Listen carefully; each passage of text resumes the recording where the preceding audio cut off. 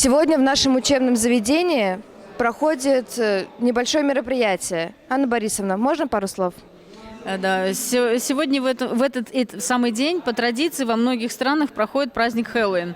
Наши учащиеся в прошлом году проявили большую активность, когда мы впервые предложили им вырезать из тыкв. И в этом году мы решили повторить свой собственный опыт, потому что было очень много желающих. Их и в этом году достаточное количество. Мы не можем столько позволить себе даже места, сколько желающих. Их задача за 2 большие перемены по 30 минут придумать самим трафарет и вырезать художественно тыкву так, чтобы одна не повторяла другую. И в конце второй перемены все тыквы здесь будут выстроены в ряд. Будет большая выставка со светящимися огнями. Все очень будет красиво, я надеюсь. И в течение 2 дней наши учителя и ученики будут голосовать, какая тыква им больше всего понравится. И победителей мы назовем в понедельник. Это будет 1-е, 2-е и 3-е место. Спасибо, будем ждать результаты.